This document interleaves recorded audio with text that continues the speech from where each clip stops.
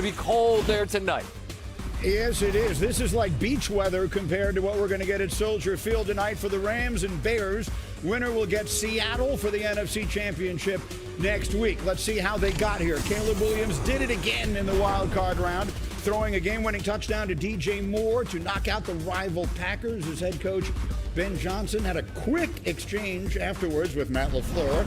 After that comeback win, Matthew Stafford, meanwhile, also led a game-winning drive last week, finding Colby Parkinson in the final minute to give the Rams a 34-31 win over the Panthers. Stafford tying a career playoff high with 3 touchdown passes. We have both teams covered for you from Chicago. Jeff Darlington has the Rams, and we'll start with Kimberly Martin, who is covering the Bears. Hello, K-Mart.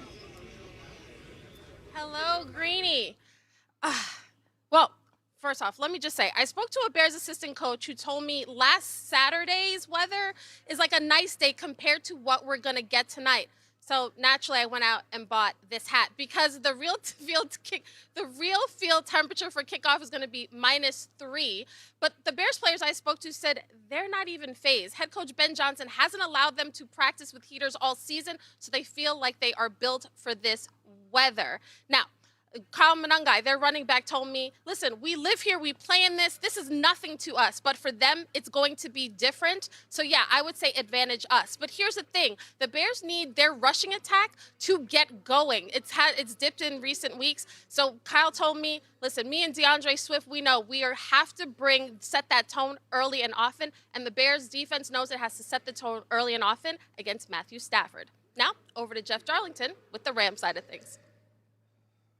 Well, Kimberly, some quick housekeeping here. Matt Stafford was dealing with that injured index feeling from last week's game, but he said that he's got no problems with that finger throughout the week, full participant in practice. Now, Sean McVay is meeting with his team right now at the team hotel. McVay told me that his message to the team, bro, we are going to empty everything we've got. We are going to come out swinging. He wants a very proactive approach to the start of this game.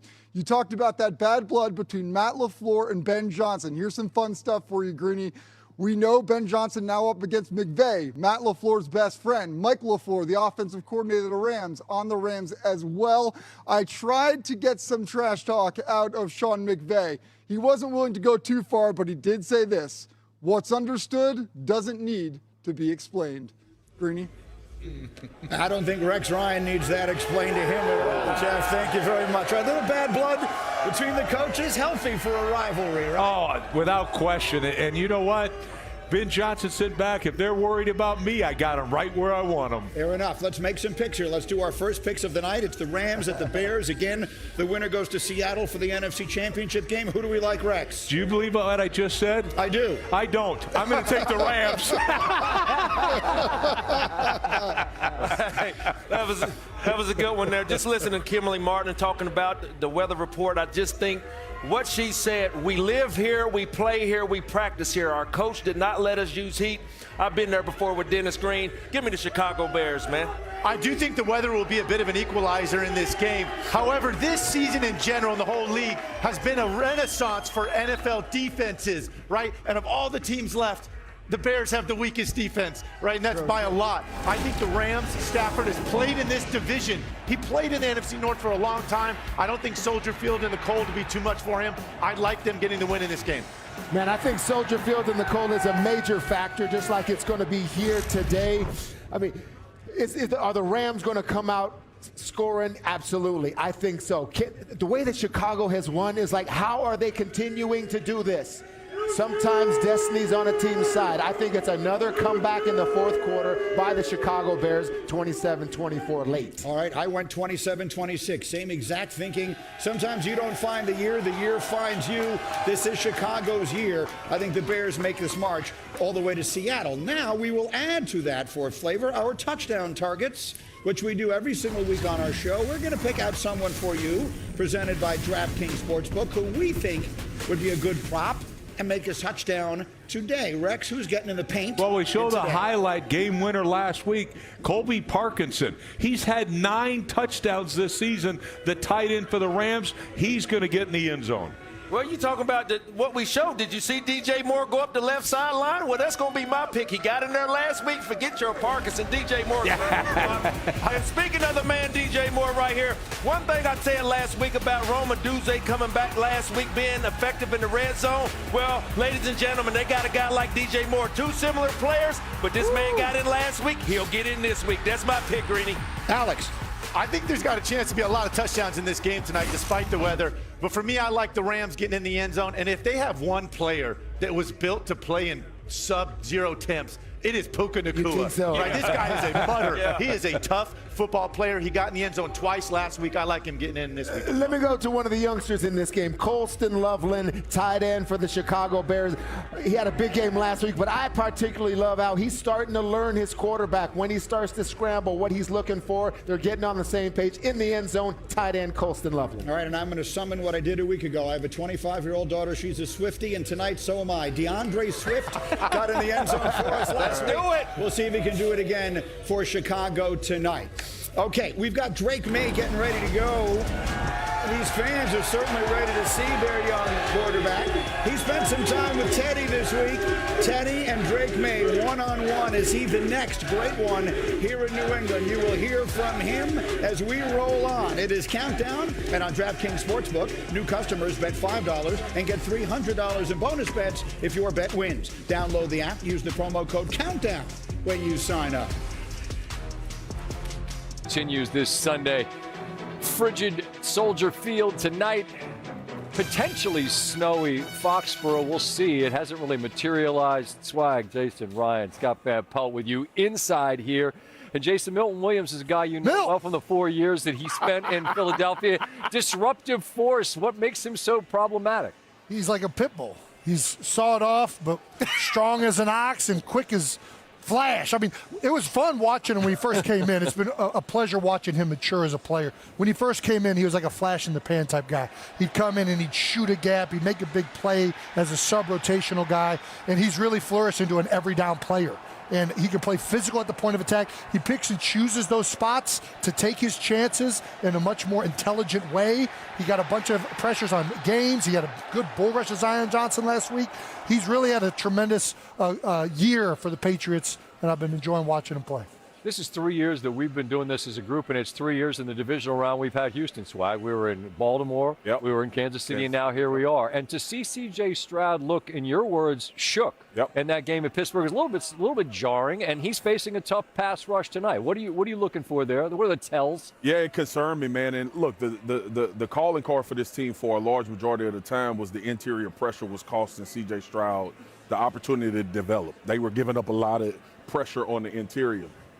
Saw some of that old stuff rear its head against the Pittsburgh Steelers, and it's something that they do well in New England, as you just mentioned. So I'm going to go here. I'm going to look at this simulated pressure by Terrell Austin from the interior of this line of scrimmage, and now you get games. You get twist and stunt, and understanding that the guard, center guard are the most important people in this game today for the Houston Texans. So you get this slide by the offensive line, but now it's sorting that has to happen. So C.J. Stroud has opportunities to escape.